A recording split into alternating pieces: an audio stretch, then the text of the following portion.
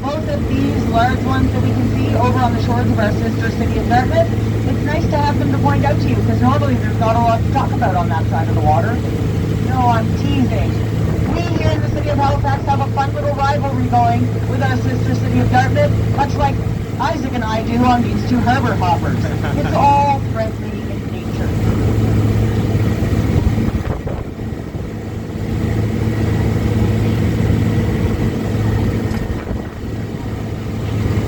Now folks, these buildings that we're looking at right now, the green one, the burgundy one, the one marked Salties, and the one marked Pickford Black, and the four that are nestled in behind.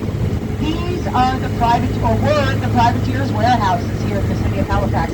We're clever at naming things, so the privateers' warehouses sit shockingly atop the privateers' wharf. Will somebody save us some French fries?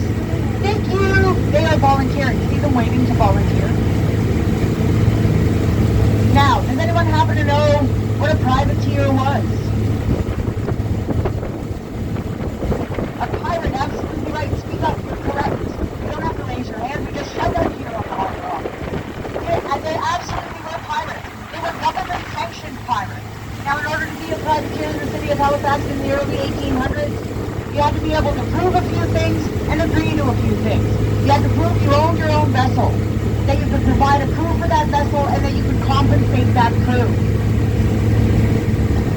Additionally, you had to agree not to loot or plunder any British vessels, and you had to agree to turn over 55% of whatever you did loot or plunder to the government, right? So that's just indicative that piracy and taxes have always gone hand in hand here in the city of Halifax.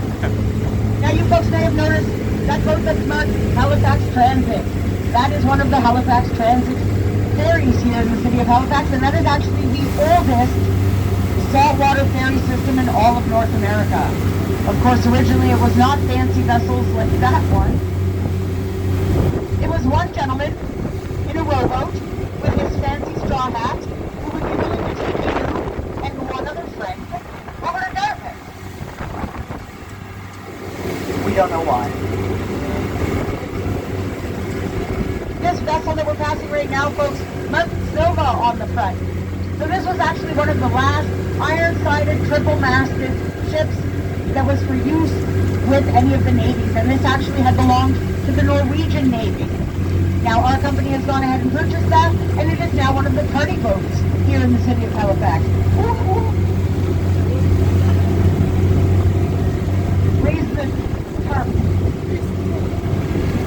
Now this building that we're passing right now, folks, this is the Queen's Mark, one of the newest buildings here in the city of Halifax, and again, another one that has won some architectural awards. That beautiful structure that we see coming off of it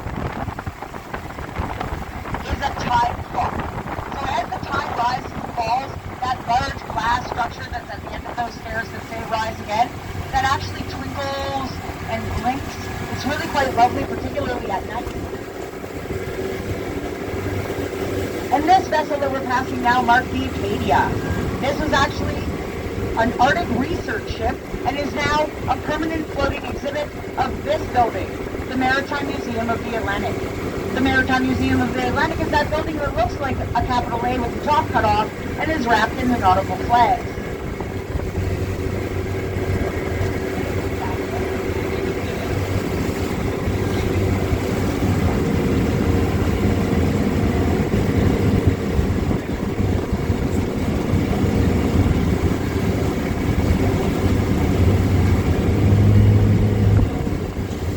Now this glass building that we're passing right now, folks, this is called Summit Square. And this was actually built during the G7 summit here in the city of Halifax.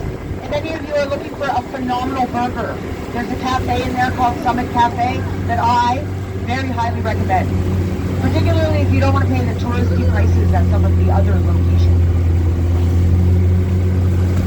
That's where all of our staff eats when we go to lunch. Now folks, this beautiful boardwalk that we've been sailing past the entirety of our tour, or the water portion of our tour, this is actually the longest pedestrian boardwalk in all of North America. It's 4.7 kilometers from where we dropped in at what they call Carlson Wharf, all the way down to Pier 21.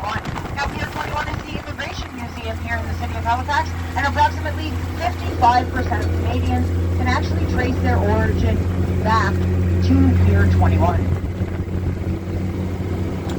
Now you folks may have noticed when we were up on Citadel Hill that there was a mast that looked much like a ship's mast sticking out of the center of the Citadel.